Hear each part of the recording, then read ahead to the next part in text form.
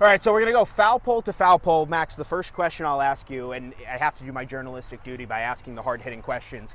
Do you know why it's called the foul pole, but if you hit it, it's a fair ball? I wish I could tell you. I actually have no clue. I'm sure there's some history, though. I have no clue either. I want to get to the bottom of that. Yeah, there's definitely some lore back there on why. But they all count the same. They all count the same. All homers count the same. Here we are 2 months into the season. I mean, watching from afar, it seems like you're having a lot of fun. It's such a simple question, but how much are you enjoying yourself right now? I mean, there's no better feeling right now. Obviously, it's great that we're at home as well. This is a really good team, man. I don't think I've ever been on a team as good as this. And even the prospects themselves, like, this is a fun group. When you look at it from top to bottom, like, it doesn't really matter who's up to bat, who's on the mound. Like, we're in a position to win, led by a great manager, great staff. So just coming into work every single day is easy. And it's easy enough to begin with. I mean, I play baseball for a living. Yeah. I'm blessed with that. But when you have a special team, it's really easy to show up to the field. You've had to answer a lot of questions about it, but I want to talk about the pressure because since you've been picked, all the attention's been on you, and that's not going to go away anytime soon. And baseball is such a what have you done for me recently sport. You know, if you go 4 for 4, Max Clark is call him up to Detroit immediately.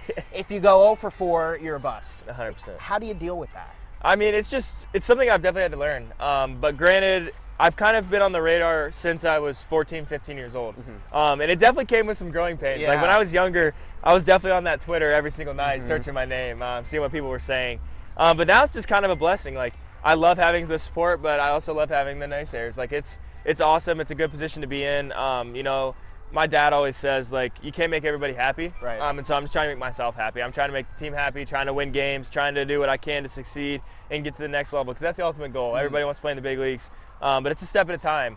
And, you know, it's funny you bring up, you know, the 4 for 4 sent to Detroit. Like, Right.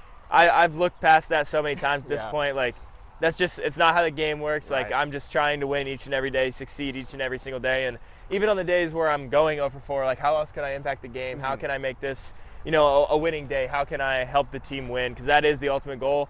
And that gets lost in the minor leagues. It's such an individualism, like, sport in the minor leagues that when you do have a good team, you can't take it for granted, because good teams have good stats. And that's kind of what we're dying by in the clubhouse. Where do you think you've grown the most? I mean, you've been here for almost a year. It's your second full season in minor league baseball. The kid that got drafted and jumped right into action in 2023 to the person you are right now in 25. I think the biggest thing for me is the mental side of the game. I feel like this kind of goes into actually what we were just talking about. Yeah.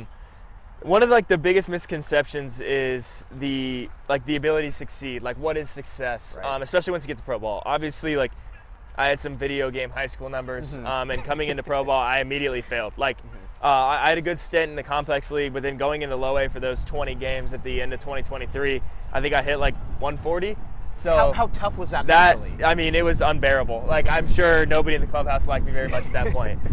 But it was just one of those things where in the off season, I really took a look at myself in the mirror, and, like, it was just time to man up, to be completely honest. It's time to grow up and understand that this is professional baseball. This isn't high school baseball. You're not going to succeed every single time. You're not going to go for 4 for 4 every day.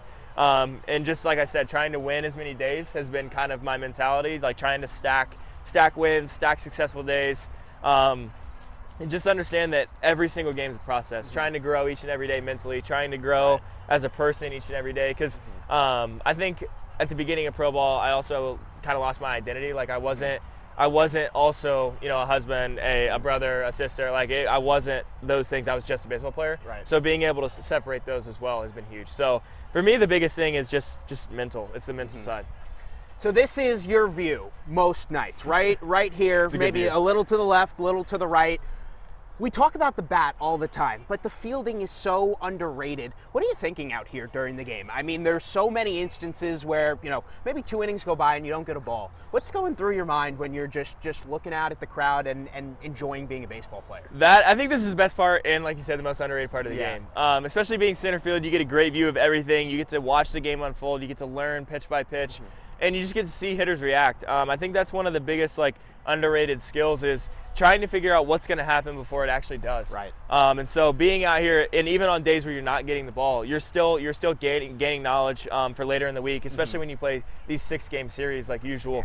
Yeah. It's just such a weird such a weird thing, man. I love the outfield. I love being able to, talk. Obviously, I usually have Seth in left and Luke Golden right. Yep.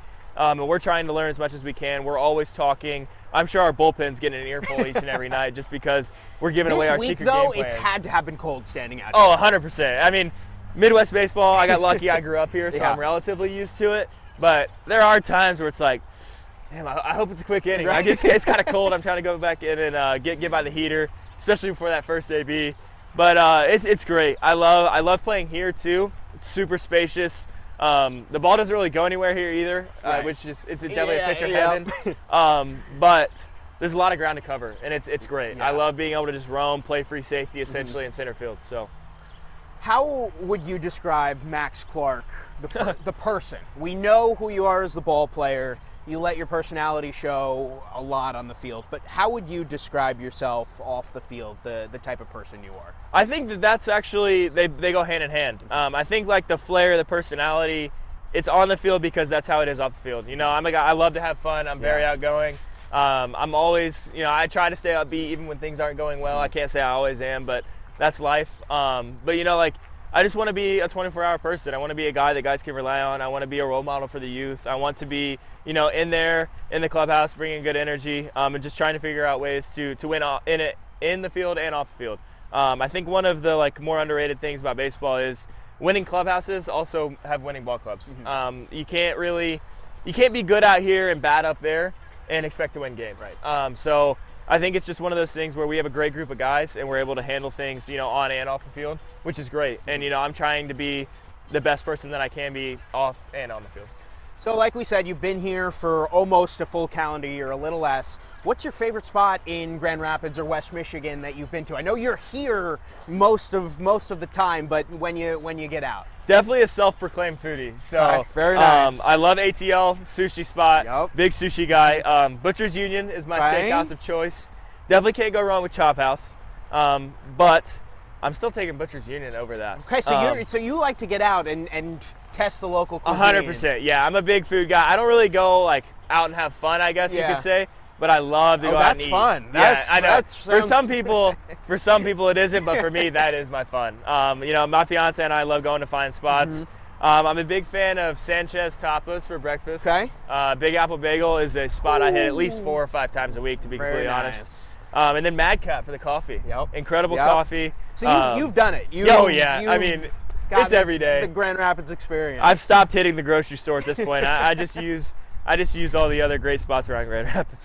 What music are we listening to these days? Pre-game, clubhouse. What's in the headphones? So I gotta say, recently it's been a lot of house music. Okay. One of my best friends back home is actually a DJ for his school. So he started making his own house music. He got me hooked on it, and he's a big festival guy. So he loves to go out and see it.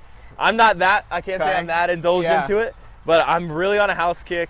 Rap is always good. Yep. And then especially with weather like this, country guy. As Love soon as it. the weather starts Love to warm up, I love getting the country on. It's all you hear during BP. Yeah, exactly. Whether you like it or not, you're gonna like it eventually. You're gonna like country. If you're playing Midwest baseball, that's the pregame playlist. So it's a good mix of the three. I'd say it's a crispy 33% split between the three. Are you a superstitious baseball guy? Is there one or two things that you're doing every game day, no matter what? Yeah, 100%. Love the quote. I'm not superstitious, just a little Yep. stitious. But I think I have officially eclipsed the little stitious into superstitious. So, I'm a 2 Red Bull a day guy. Okay. And they're getting drank at the same time every day. 11 At the 8 same time. every day. And it depends on the game time too. So 6:05 game. Yeah. 11 a.m. and then right before Tell me BP. about the 11 a.m. start time. So- What time are those Red Bulls going down? Dude, they're going down the hatch when I get out of the bed. I mean, I got to be completely honest. One of them's literally going down probably at 8 in the morning. I'm waking up, I'm driving to the field. It's a Red Bull in hand. And then once I get to the field, it's one right before I go out to BP. So definitely a caffeine guy. Okay. I will say on morning games, though, I do lean more towards coffee just because Yeah, you're getting a bagel, you're getting 8 in some the coffee. morning. 100%. It's really hard to drink battery acid at 8 in the morning. So I would also say the eye black. I'd say it's superstitious. I think I've done my eye black the same since I was probably 14, 15 maybe. Yeah. So I'd stick with that. And then pregame prayer. Obviously, Very you can't go nice. wrong with that. Giving glory to Him, and that's what carries me here. So Right here, the bullpen. hit a couple balls right into here, a couple balls that have gone over here. As someone who will never do it and will never get to experience it, when you hit the ball and you know it's gone, probably the Grand Slam last night. That was the first one of the year, for sure. That you knew it was Yeah, gone. yeah. What is that feeling like? Ball hits the bat, gone. There's actually, this may sound weird, there's no feeling. Okay. When you hit it that well, you don't even feel the ball come off your bat. I think you'll hear that from a lot of people as well. Like when you really hit one, you don't feel the vibration, you don't feel or hear the crack, like you just know. Yeah. And that was a big one. Like that one felt really good. Coming out of Fort Wayne, I mean, I've been in a slump from below, like it's been bad. So needed that one, helped the team win too. Like that's a big spot, big moment, and just helped us secure a win. So that one felt really good. I got to be honest, especially pull side too, like getting the head out. Yeah, we'll take that one. Took a 2-run game and made a little bit of a laugher. So that 100%. That was fun.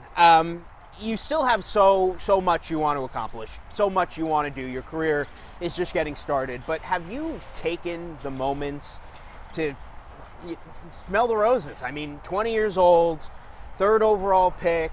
Here you are in single A. I mean, the bright lights are on you. I've taken a moment to just, this is, you're playing a kid's game out here. 100%. And that's something, we talked about earlier. Like, I wake up each and every day, I play baseball for a living. There's a lot worse things, and there are a lot more important things out there than baseball. Yeah. So it's a blessing to be able to come out here and do it each and every day. I'm thankful for it. And it's fun, man. Like I said, each and every day in this clubhouse, it's a good group of guys. It's fun. And that's just what makes this game so great. Being able to be in a position to chase a childhood dream is definitely a very cool feeling that I'll never lose sight of. Even when I'm going bad, like, it's still the same game when I was 4 years old that I fell in love with. And that's kind of what's carried me through the ups and the downs. Right. So. Max Clark, foul pole to foul pole. Boom. Saturday night's his bobblehead, first ever bobblehead. Come out and get it. First pitch tonight, 6:35, the Whitecaps and the Loons.